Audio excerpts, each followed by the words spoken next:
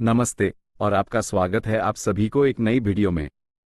दोस्तों, आज की इस तेज रफ्तार जिंदगी में हम सब मन की शांति और अपनी समस्याओं को सुलझाने के लिए एक सही रास्ते की तलाश में रहते हैं। हम हर जगह देखते हैं, सेल्फ हेल्प बुक्स में, मोटिवेशनल स्पीच में और पॉडकास्ट में। लेकिन क्या हो अगर मैं कहूं कि हमारी इन सभी आधुनिक समस्याओं का हल, तनाव, करियर के फैसले और रिश्तों को संभालने के तरीके 5000 साल से भी पहले से मौजूद हैं? आज हम दुनिया के सबसे सम्मानित और कालातीत ग्रंथों में से एक में गहराई से उतरेंगे, भगवद गीता। हम भगवान श्री कृष्ण और अर्जुन के बीच हुई इस दिव्य बातचीत से 10 शक्तिशाली सबक सीखेंगे। ये सिर्फ प्राचीन श्लोक नहीं हैं, ये व्यवहारिक, जीवन बदलने वाले सबक हैं जिन्हें आप अभी से अपनी जिंदगी में लागू कर सकते हैं। तो क्या आप एक नया दृष्टिकोण पाने और अपनी जिंदगी को बदलने के लिए तैयार हैं? चलिए शुरू करते हैं। भगवद गीता का हर एक अध्याय अपने आप में ज्ञान का एक महासागर है, और इसका पहला ही सबक हमारी आज की सबसे बड़ी समस्या को हल करता है, तनाव और परिणाम की चिंता। तो आइए शुरू करते हैं पहले सबक से। सबक नंबर 1, कर्मण्येवाधिकारस्ते मा फलेषु कदाचन। इसका सरल अर्थ है कि आपका अधिकार सिर्फ कर्म करने पर है, उसके फल पर कभी नहीं। अर्जुन को युद्ध के परिणाम की चिंता थी, लेकिन भगवान कृष्ण ने उन्हें समझाया कि उनका कर्तव्य सिर्फ युद्ध लड़ना है। सोचिए, हम भी तो यही करते हैं। हम एक नया प्रोजेक्ट शुरू करने से पहले ही उसके सफल या असफल होने के बारे में सोचते रहते हैं। एक परीक्षा से पहले ही रिजल्ट की चिंता करते हैं, और एक काम को शुरू करने से पहले ही उसकी तारीफ या आलोचना का डर पाल लेते हैं। ये सबक हमें सिखाता है कि अपनी पूरी मेहनत लगा दो, अपना 100% दो, और फिर नतीजे की चिंता छोड़ दो। यही असली शांति है। अब आते हैं दूसरे सबक पर, जो हमारे मन को काबू में रखने से जुड़ा है। सबक नंबर 2, मन को काबू करना सीखें। भगवद गीता में कृष्ण मन की तुलना एक चंचल घोड़े से करते हैं।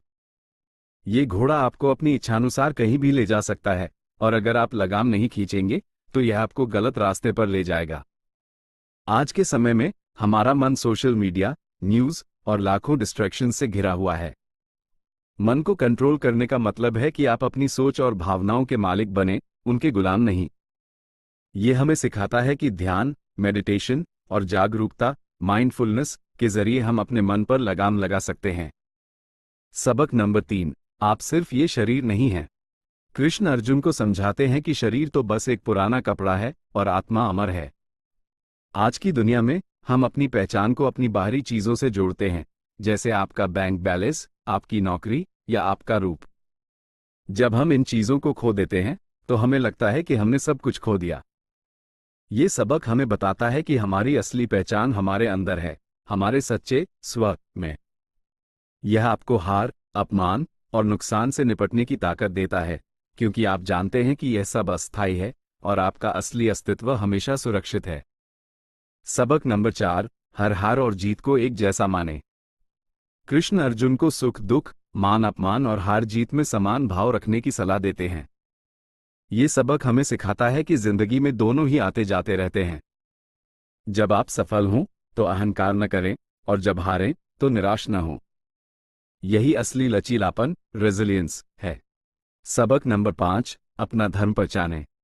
भगवद गीता कहती है कि हर व्यक्ति का एक खास धर्म या कर्तव्य होता है। ये सिर्फ एक पेशा नहीं है, बल्कि वह काम है जो आपकी प्रकृति और आपकी क्षमताओं के अनुसार होता है। जब आप अपना धर्म पहचानते हैं तो आप अपने काम में एक गहरा अर्थ और उद्देश्य खोज लेते हैं। सबक नंबर 6, डर का सामना करो। अर्जुन का सबसे बड़ा दुश्मन बाहर नहीं, बल्कि उसका अपना डर और संदेह था। कृष्ण ने उसे सिखाया कि डर एक भ्रम है। ये सबक हमें याद दिलाता है कि हमारी सबसे बड़ी लड़ाई हमारे अंदर होती है। जब हम अपने डर का सामना करते हैं तो हम अपनी असली ताकत को खोज पाते हैं। सबक नंबर 7, हर चीज अस्थायी है। भगवद गीता कहती है कि इस संसार में कुछ भी स्थायी नहीं है, न खुशी, न दुख, न समृद्धि, न गरीबी। ये ज्ञान हमें मुश्किल समय में हिम्मत देता है, क्योंकि हम जानते हैं कि यह समय भी गुजर जाएगा।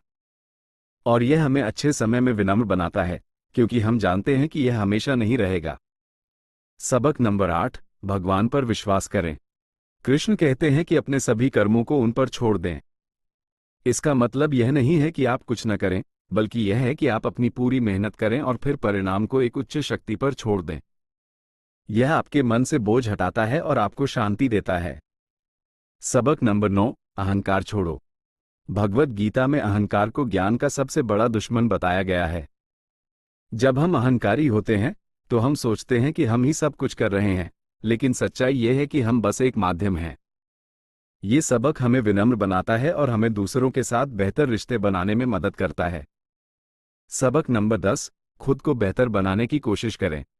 भगवद गीता का सार आत्मज्ञान और आत्म सुधार है।